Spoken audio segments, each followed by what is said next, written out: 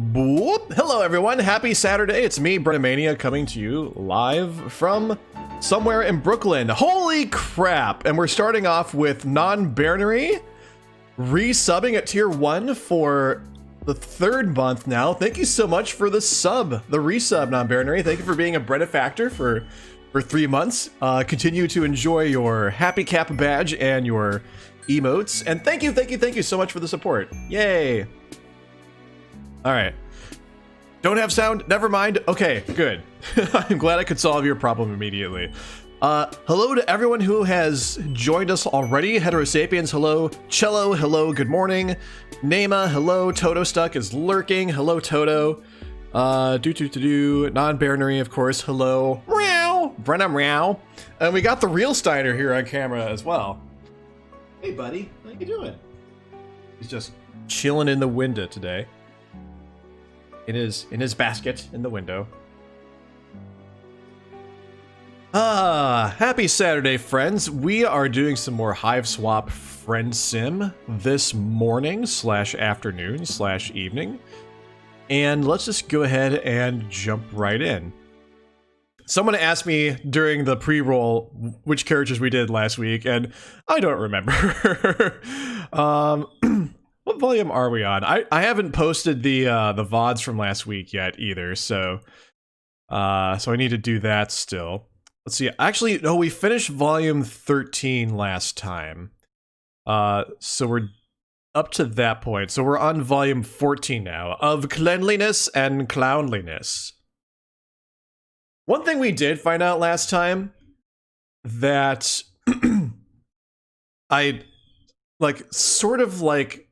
didn't really seriously suspect, but like somewhere in my brain was just kind of like, I wonder if this is going on.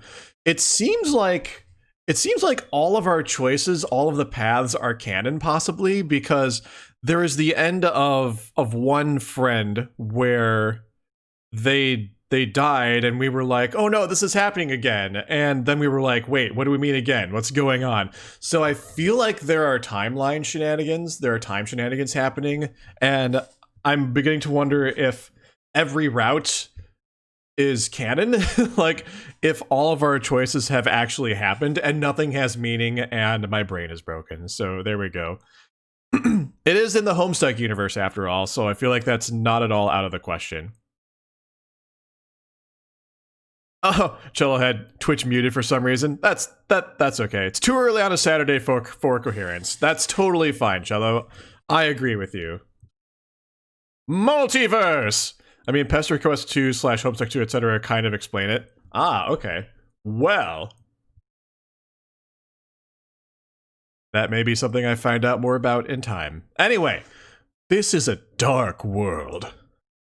Both because it's night, and because of the brutal struggle for survival among its polyhemochromatic inhabitants, many of whom seem to thrive on havoc and carnage.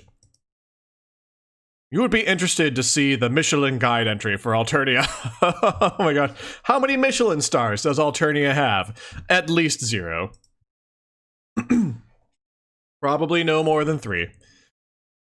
You're convinced that after a day here, Ayn Rand would sign up with the Little Sisters of the Poor, Genghis Khan and Attila the Hun would join the Quakers, and Adolf Hitler would seek membership in the World Peace Council. Oh god.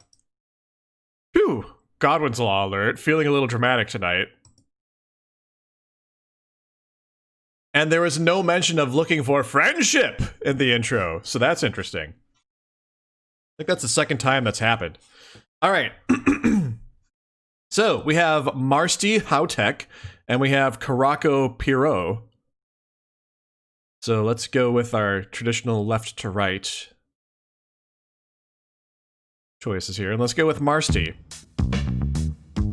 Let me bump the volume down here. Bump down the volume, bump down the volume. This is non-binary's boy, apparently. Alright, my boy. Baby boy, baby. Oh, Caraco is your favorite? Okay, Caraco. Not Marsti, but Caraco. Got it. Service Car by James Roach from the album Hiveswap Friendsim. I dig this track. Bum bum bum bum bum bum ba-dum bum bum. Ooh, okay, all right. I would like to see the Hitchhiker's Guide to the Galaxy's Entry for Alternia. Maybe it would have more than one sentence. Earth, mostly harmless. Alright. Despite a certain sense of pervading existential gloom that you haven't managed to shake even after communing with a possible Oracle/secret agent, you are feeling pretty alright. No more brooding in your cliffside apartment. You have a fresh thirst this evening. A thirst for friendship! You're wandering around a neighborhood you haven't seen in a while, just a few blocks from where you crash landed. Maybe you'll go pay a visit to the crash site of your ship, even though it's long since been stripped for parts by the local population.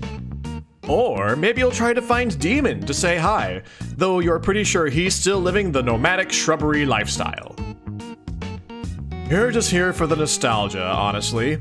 Malaise who? You hardly know her. Just then, from across the street, echo two voices raised in argument. Excuse me.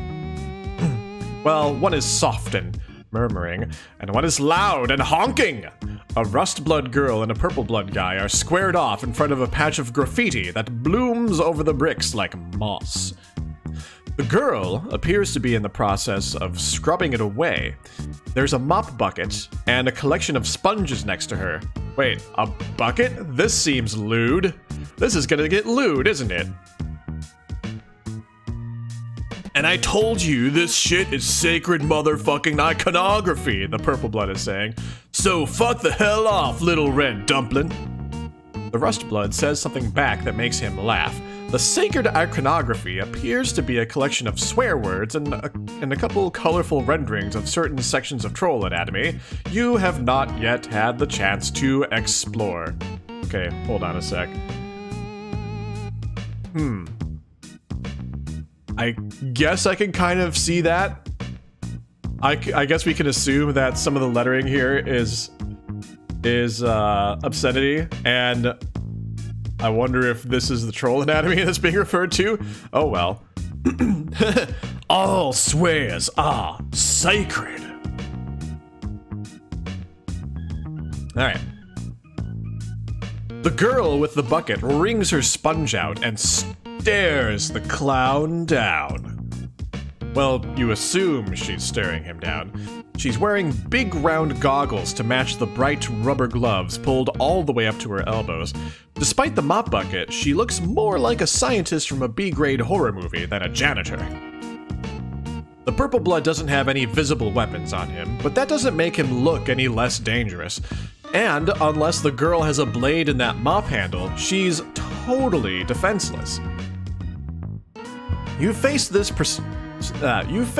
precise scenario more than once, but it doesn't get any easier. No matter how much self-confidence you earn or hardships you endure, life or death friendship decisions don't get any easier. Alright, we can save. We have our first decision point. We can intervene, or we can mind our own business for once in our life. Let's intervene. Who are you kidding? You were never going to leave her to fend for herself. It's against your religion of reflexively and ceaselessly searching for new buddies. You aren't making excuses for it anymore. You've decided to take what Boulder said to heart and just resign yourself to your fate. Well, that isn't exactly what she said, but a lot of it was confusing and spooky. You are half convinced she was just doing it for the mysterious aesthetic. You stride confidently toward the altercation, calling out a challenge to the rogue clown. Nobody messes with those less fortunate while you are on the case. And since it's been resoundingly too long since you've had a truly ironic and hilarious twist of fate befall you, as soon as you step up onto the sidewalk, the purple blood's fist connects with your head, and your head connects with the concrete. Clock! Well, that was very simple. We walked up and we got clocked in the face, and we got massive head trauma that almost certainly has killed us. This ending is canon! As far as we know. Now let's take the other route, which is also canon, as far as we know. Let's mind our own business for once in our life. I do like simple solutions, hetero. That is true. Listen, you aren't the goddamn alien special forces. You aren't the friendship police. You can't afford to insert yourself, into the middle of every single altercation in hopes that the drunken gamble of destiny will offer up new and greater connections unto your sore, tired ass. Hey, how's it going, Bug? Happy Saturday. Clock! Yes. You aren't made of goodwill alone. Everyone needs breaks, man. You march casually by, hands behind your back. If you knew how to whistle, you would. Nothing to see here, folks.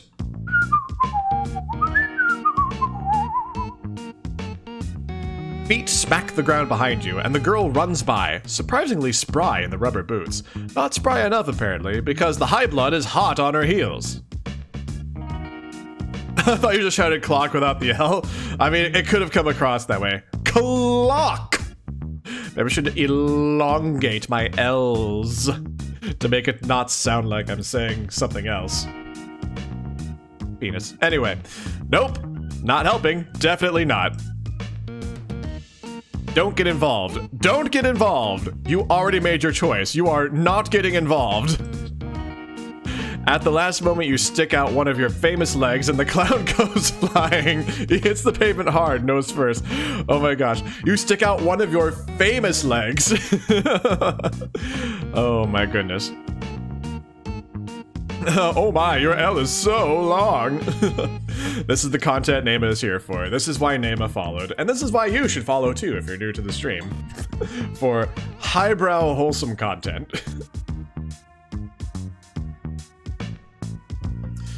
I'm a liar. Alright.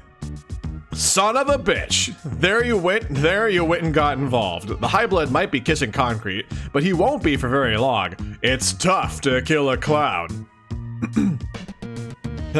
Get punched / clocked in the face to establish chronology? Yes.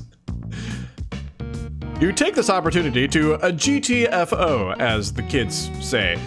Damn, you don't know anybody around here. Maybe you can run back to your stolen vehicle before... Bloop. Hands grab you by the back of the hoodie, hauling you around the corner and into the shadows of an alleyway. Shit, the clown must have friends, and those friends must have circled around behind you. You open your mouth to scream, not just because you think anyone is going to help you, but just because you might as well.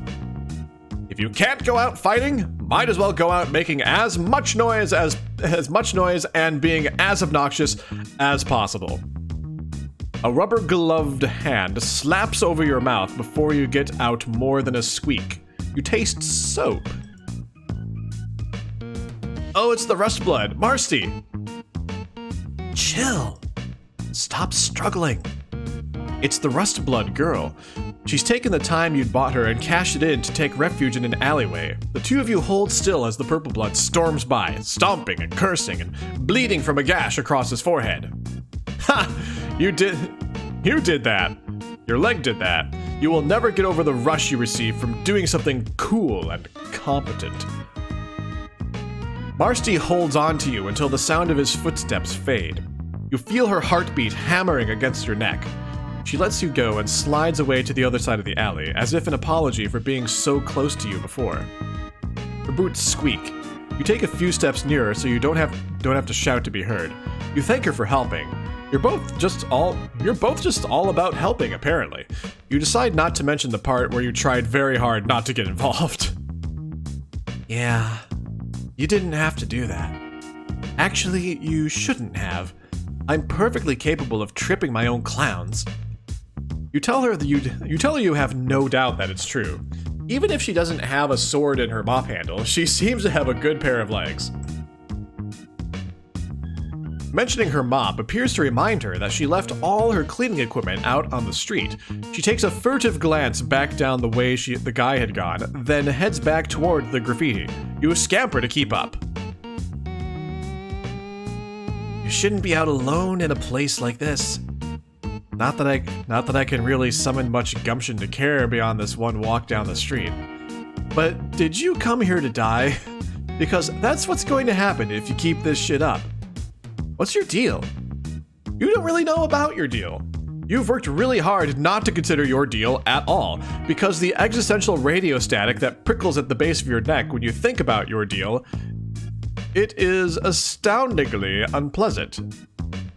Attempting to change the subject, you ask her if maybe she shouldn't get out of here while she has the chance.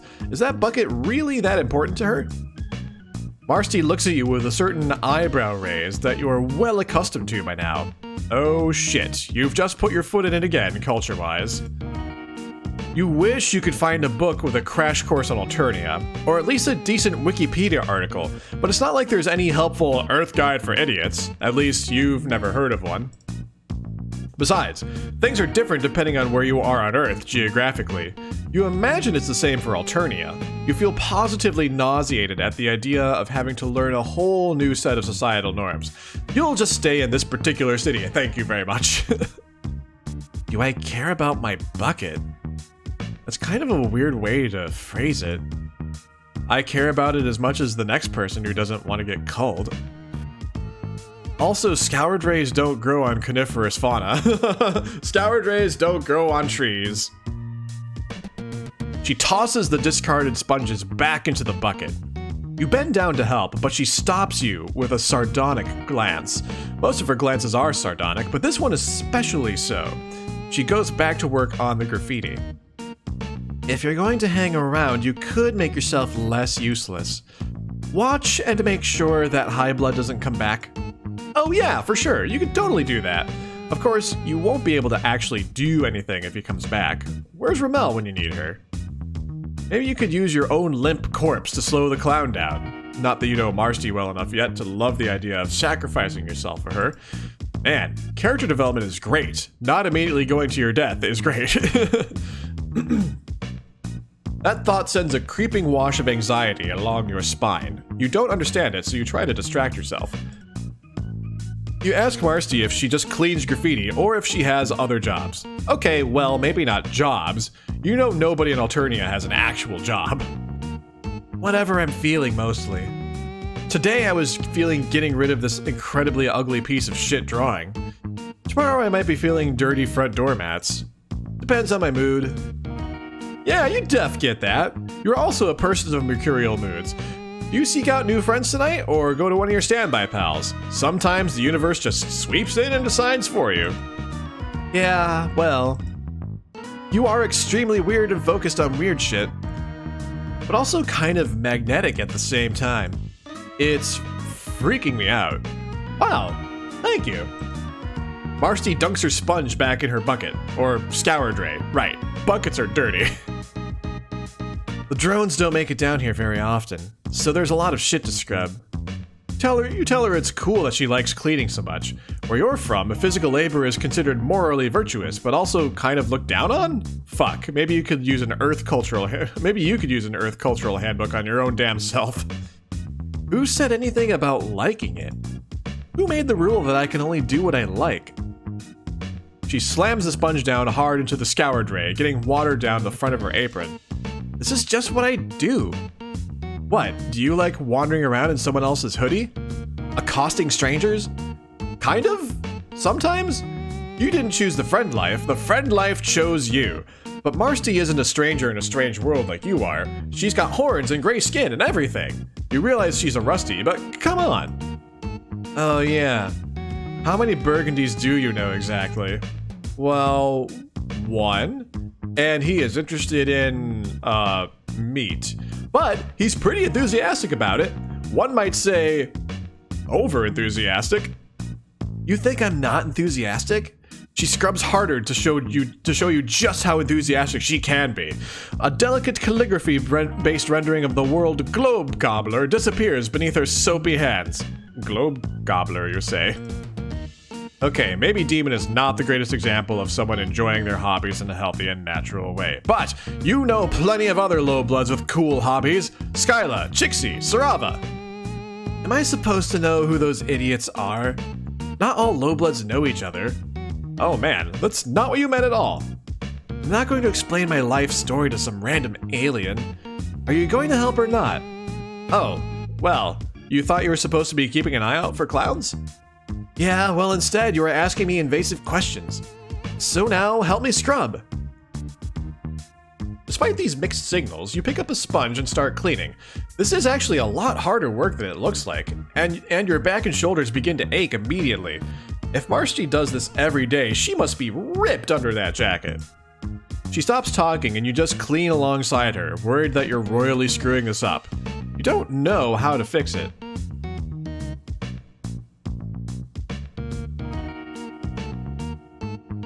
The graffiti is quickly disappearing between your combined efforts, and you aren't sure how much longer she's going to put up with you after that.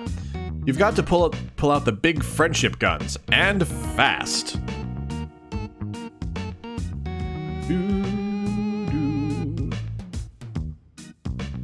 You ask in your characteristically smooth style what she's got going after this. Any plans? Just hypothetically? Who knows? Probably I'll just look for more shit to clean. Well, it just so happens you know a lot of dirty places, just exceptionally filthy. Oh yeah? Where? Oh, so we got our next decision point here. We can go with try uptown or try downtown. Let's see, well, let's go with our hideout. Maybe, that's also true. Let's go with try uptown. Just so happens you have connections, uptown girls and boys. You ask Marsti how she'd like to clean a mansion. I guess that could be cool. Oh no, are we gonna go to Zebra? I don't want to go to Zebra. What are you thinking? Well, first of all, you want to bring your new friend to your swank stolen car. Marsti doesn't seem that interested, although she does comment that she's never been in a scuttle buggy. Okay, so hold on, our car is wrecked.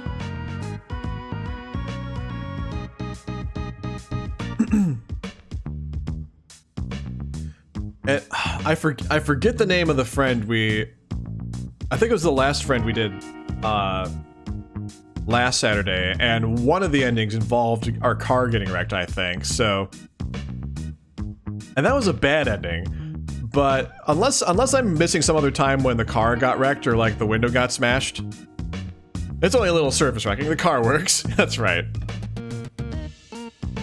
But unless I'm not remembering something correctly, this is almost like another clue that like all of the endings are canon somehow. Well, first of all, you want to bring your new friend to your swank stolen car. Marsti doesn't seem that interested, although she does comment that she's never been in a scuttle buggy. Then she begins picking up the crumbs from your back seat. You tell her she doesn't have to clean up after you. Bold of you to assume I'm doing it for you. You shrug. You've come to accept that some of your friends are just fundamentally difficult to understand. Some days you really think you're beginning to get it, and the next you remember that alien isn't just your immigration status. Marsti stares out the window as the houses get bigger and grander. The car passes beneath an archway, and a light sweeps over the two of you. Marsti stiffens. You tell her not to worry, it's just a sensor to discern your blood color. Malik gave you a plug-in to scramble it, no stress. Oh, good old Malik. Malik with all the tech. Must be nice to have friends in high places. You ask Marsti where she lives. Wherever I feel like. Depends. So, she's just like Demon. Her hive was destroyed, or possibly up a tree like Boulder, although it's possible she was just fucking with you. I wish you'd stop comparing me to people like I should know what you're talking about. And no, my hive is fine. It just gets boring cleaning the same fucking building over and over again.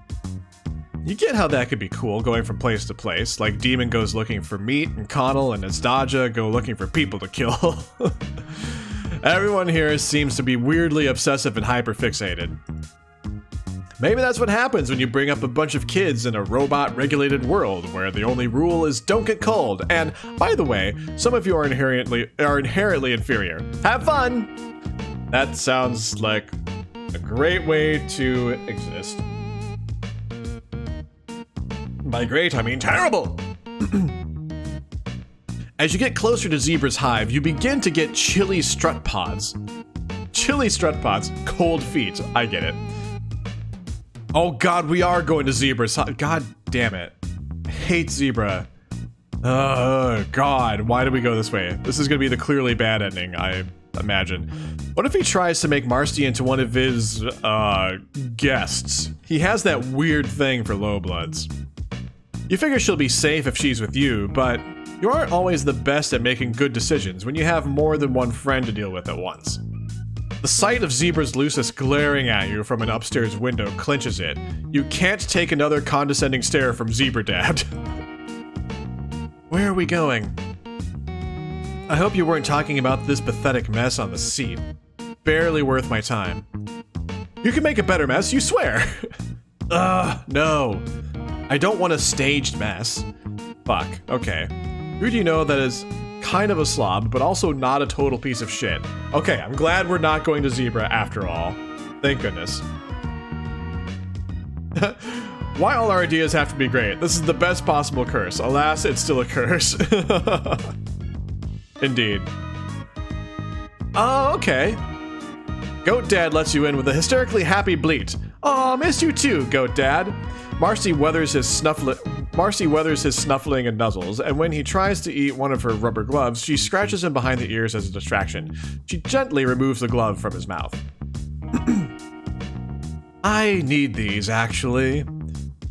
You call out to Gallic, but he doesn't respond. Maybe he's out. The coffee pot is half full, but it's cold. Goat Dad bleats and butts you gently. Aw, poor guy. Are you lonely? Has Gallic been neglecting you now that he has a hate boyfriend? Oh my god, he does have a hate boyfriend, doesn't he? Oh my goodness. Marsti is a little more uncomfortable here than she had been in your car, but when she catches sight of Gallic's study, all of that sloughs off. It's even more of a mess than it had been last time you were here, when he'd been trying to impress you with his intellectual clutter. She gets down to work immediately, stacking books alphabetically and sorting papers into piles by subject. You know Gallic is an A-type personality who will probably go briefly ballistic at the knowledge someone has messed with his stuff, but Marsti is just so organized and thorough. You feel sort of weird about just standing here and watching her clean, so you gather up all the used dishes and bring them into the kitchen. Yo, how's it going, Bookworm? Happy Saturday, welcome in. When you're done with that, you figure you'll just try to be entertaining. You ask her if she's seen any movies recently. Since you've made friends with Zebda and started hanging out with Tagiri's anime club, you've been exposed to multiple cultural touchstones. Yeah, I don't really watch much TV. Oh, don't worry, I don't need to be entertained. She kneels down to start dusting beneath the couch. I know you think I'm basic, and that's fine. I don't really give a shit what anyone thinks. Let alone a condescending alien with no blood color to speak of. Yikes! So if you wouldn't mind... Crunch, crunch, crunch. Oh. Oh no. Crunch, crunch, crunch! What the hell is that noise? And there you go again, getting swept up in a friendship endeavor and totally beefing it. You forgot about Goat Dad's propensity for nomming on anything within reach, and he spent the last 10 minutes happily munching on several leather-bound notebooks. Gallic's experimental word rumpuses. Fuck, he loves those. He's going to murder you.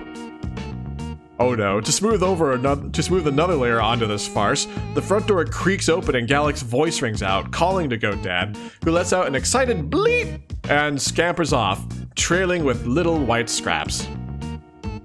Marsti looks from you to the front of the house and down at the paper trail. Then she's out the window and off down the hill, because though basic she may be, she's no idiot. Scamper! Oh no. We messed up. We destroyed Gallic's creative work, and I think right here actually we see Gallic's silhouette catching us as we look out the window, and I believe what happens moments later is our gruesome murder at the hands of our erstwhile friend. All right. Well, so instead of going uptown, let's try going downtown. Working on the ceiling of the stable with your dad. Well, that sounds like a very productive thing to be doing, Bookworm. You suggest that this place sure looks ripe for some serious power cleaning, cause, wow, filthy. Yeah, I guess. I was planning on cleaning down here anyway. The drones mostly take care of the high blood neighborhoods. Interesting. Zebra had low bloods cleaning for him, but maybe he's an exception. I'm not here to explain cultural dynamics to you, at least not for free. you consider mentioning that you are the main character and thus totally deserving of cultural exposition. But you doubt she'd take that well. Oh, another fourth wall break. I really love that. Hey, you should tell me everything about this place because I'm the main character. I'm the protagonist. And you're the NPC.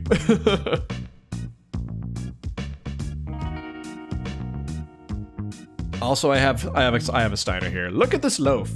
Look at my little butterscotch tiger, just like loafing in the window and just living his best life on a lovely October day.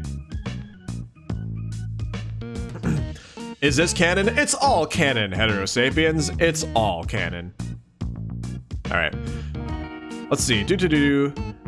Also, it's kind of a weird thing to say, so never mind that.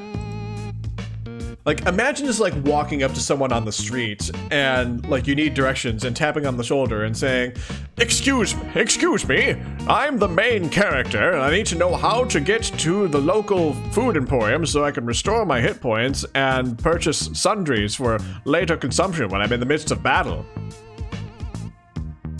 Please help me out. I would probably punch them and run away.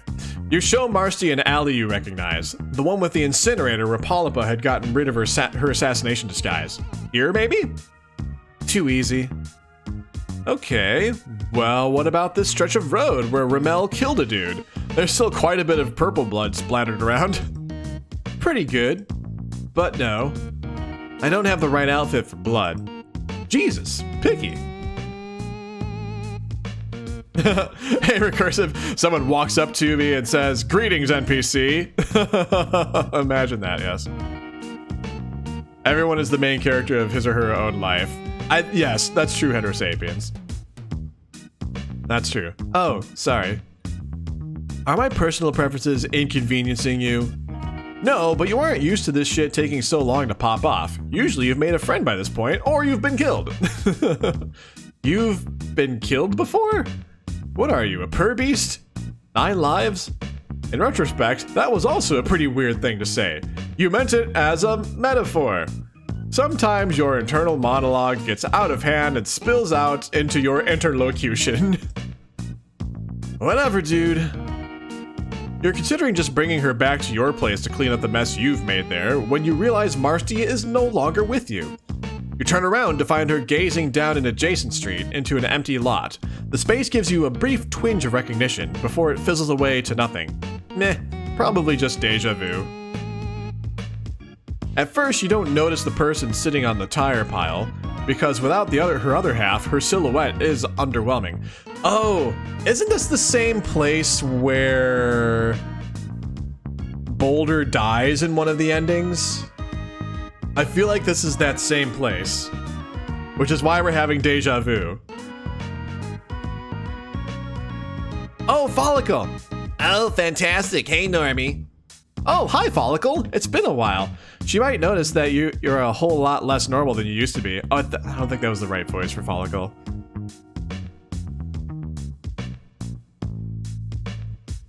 They're right. They're weird as hell. Hey, you are also like 80% more confident than you used to be. You don't back down from insults. Perhaps Marsti is the one who is weird, because she's the one who is so fucking into cleaning up after people. That's really strange. Hey, that's a little judgy. Yeah, for real. Oh, you had been expecting Follicle to join you in mocking Marsti. You didn't want to be too mean or anything. You're just really sick of having your intelligence insulted concerning stuff you absolutely could have no way of knowing about. So this was always bothering me. Is there any way to distinguish our character though from what they are saying our character's thoughts from what they are saying out loud? That's a good question, Hetero. I'm not really sure. Does it matter? It's hard to say. You wanted to make her look like an asshole, but as usual, it seems to be in fact you who are the asshole. Marsti seems to agree. Hey, maybe go fuck yourself a little bit? You apologize. You didn't mean it. You just experienced pilot confusion when there's too many friends in one place. You're sorry. You didn't mean to insult her hobby, but she actually doesn't really seem too into it. You're just trying to help. You know plenty of lowbloods who do all sorts of activities. Oh yeah? Who? Well, Follicle, for instance. She trolls... Wait, you need another word. She and her boyfriend, harass people, and they seem to enjoy that. Also, there's Skyla and Chixie and Sarava. They all excel in their fields to a certain extent. Oh, thanks for the hydrate, Nema. Ah. Except in Homestuck, the lack of distinction is between thoughts and narration. We think very loud, indeed. Thank you for the hydrate, non-binary. Bum bum bum bum bum bum ba-dum ba. Oh, another hydrate from Bug. And Hetero Sapiens. America's favorite game, Drown the Streamer. Let's see. Right. So how's that going for them? Well, you deflate somewhat. Chixie gets skeeved on all the time, and Skyla constantly has to defend her home and loses against thieves. Sarava literally had to gouge out their own eye and downplay their psychic power. Vicari, well, near you can tell Vicari is having a great time falling off cliffs and imagining the firmament above. He might be an outlier and therefore shouldn't be counted.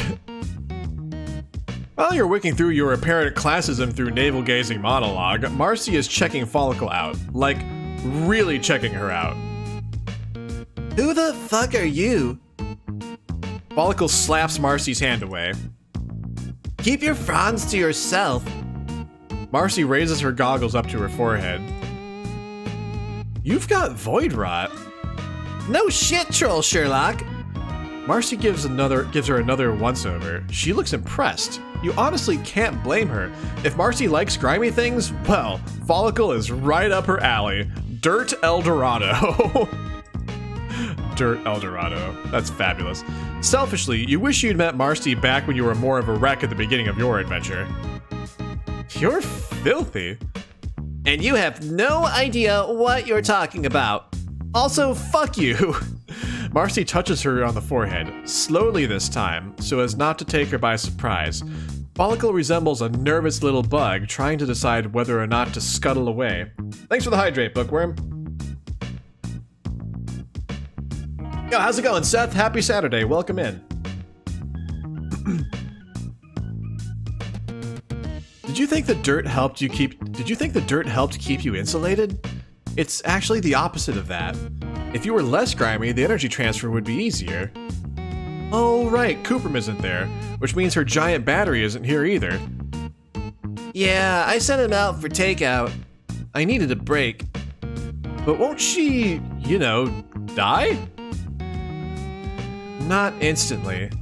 Does your husk top die as soon as you unplug it? What are you, a fucking void rot scholar? What do you know? I know a lot of things. We ask Marsti if she's interested in medicine. Maybe she could go into that. Marsti rounds on you in stark irritation. This is the most emotion she's shown since you've met her. Whatever you're trying to do here, stop. I'm not stupid.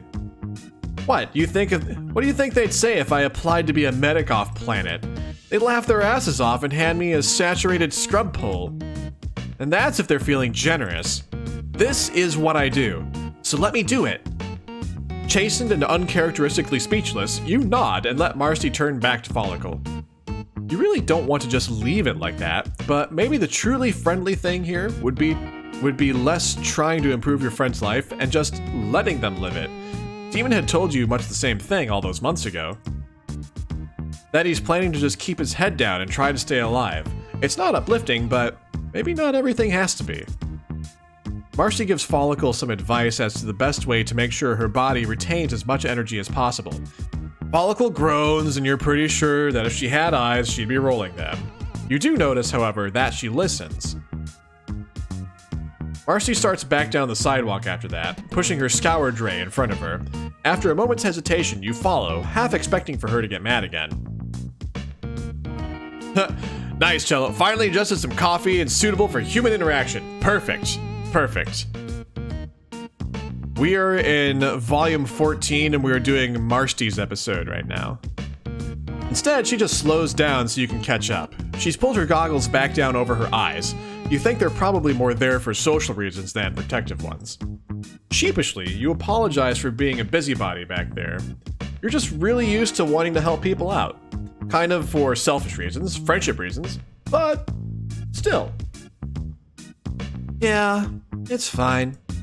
No hard feelings.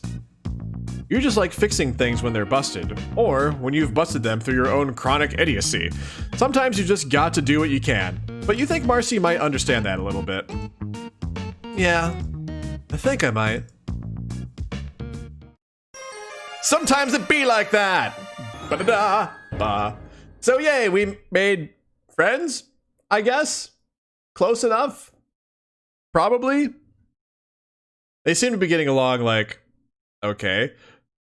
At this point, we'll take it.